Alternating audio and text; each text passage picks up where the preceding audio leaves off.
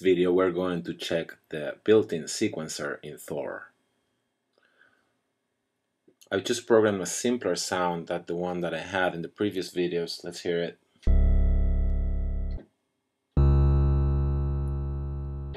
So it will be easier for you to hear how the sequencer is operating. This is the sequencer section. Basically, we have 16 steps that can be assigned to different resolutions. At the moment, they're set as 16 notes. Use this rate knob to change the resolution or subdivision of those 16 steps. Each step has a knob that you can assign to different functions, such as note or pitch, velocity, gate length, step duration, and curve 1 and 2. Curve 1 and 2 can be used in the patching matrix for you to assign to some of your synthesis parameters here. We're going to stick to note for now. Let's run the sequencer and see what happens.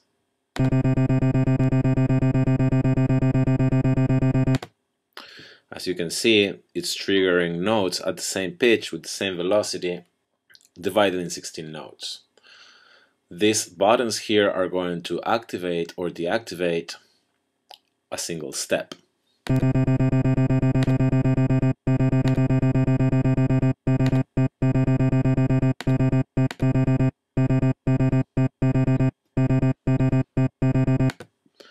Now, since the edit knob is set to note, I will be able to modify the pitch of each one of my steps by moving the knobs here. If you left your mouse cursor there, it shows you which notes it's playing, in this case C. I'm going to modify them kind of randomly.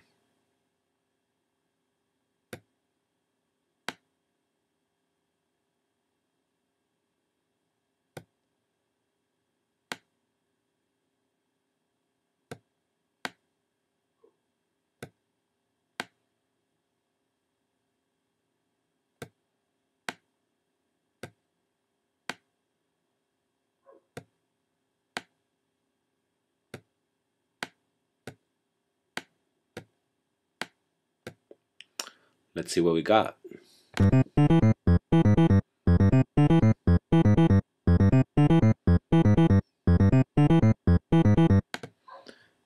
In the same way, now I can modify the velocity of each one of these steps by turning my edit knob to velocity. As you can see, all the velocities are the same, so I'm going to randomize them.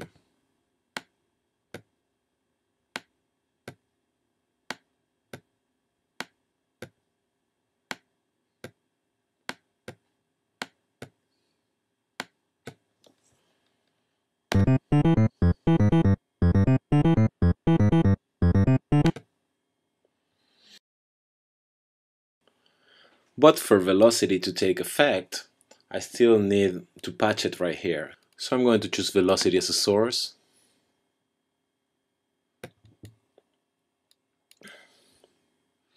And assign the destination to volume or amplitude. Set the amount.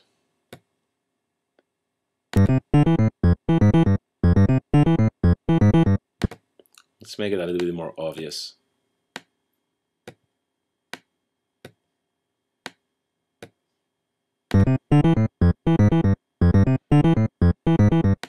So I have difference between the volumes of the notes.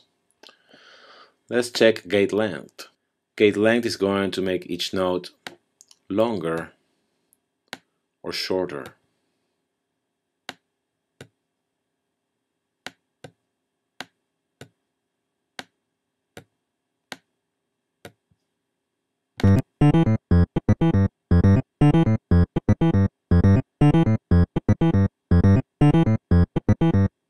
Step duration. You can see here music values.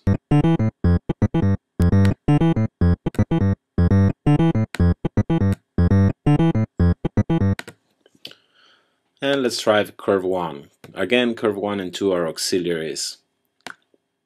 So I'm going to modify some knobs here and there.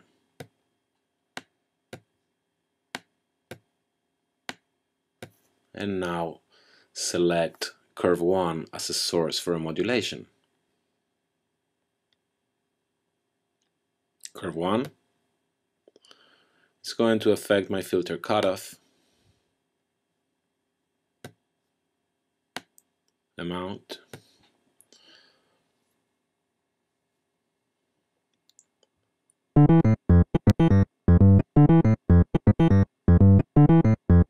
now you can hear different types of filtering on each one of the steps.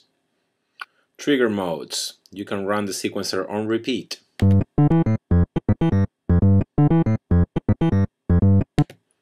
One shot, or one step at a time each time you hit the round button.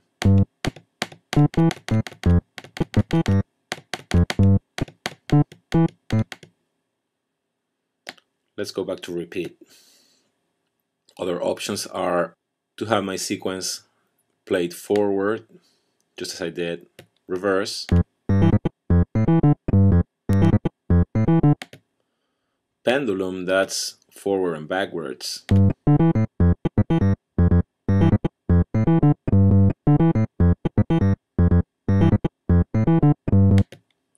pendulum 2 is reverse and then forward.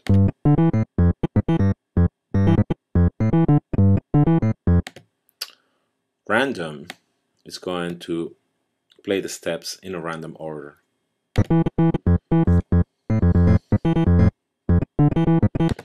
I think I can greatly benefit from my delay. Let's try that.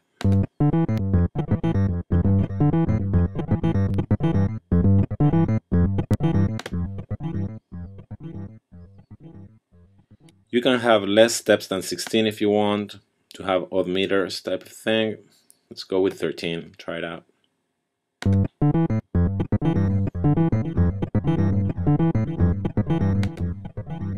Let's turn off the delay for a bit. This button will totally reset my sequencer to 0. Your sequencer can synchronize to your tempo, which is probably what you will want most of the times, but it can be on free run as well.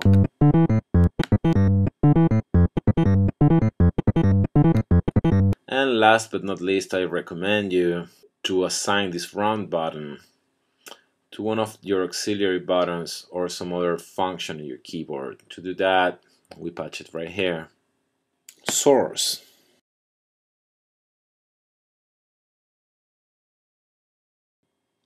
Button number 1. Destination. Step sequencer. Trigger. Notice that many other parameters of the sequencer can be patched here, so be sure to take advantage of that. So now let's try to trigger my sequencer with button number 1.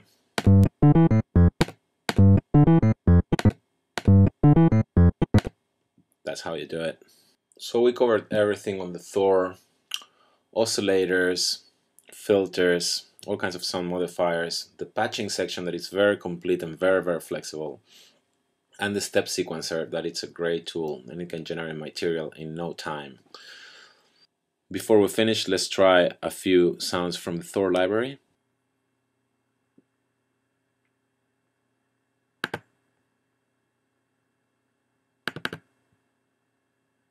Let's try a few bass sounds. Not very exciting.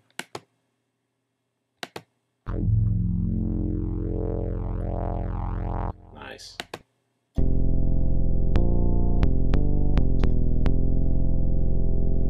That's a beautiful one. I'm going to open that and try to sequence something really quick.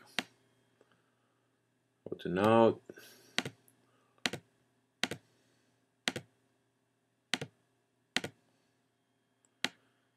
And let's chase some pitches right here.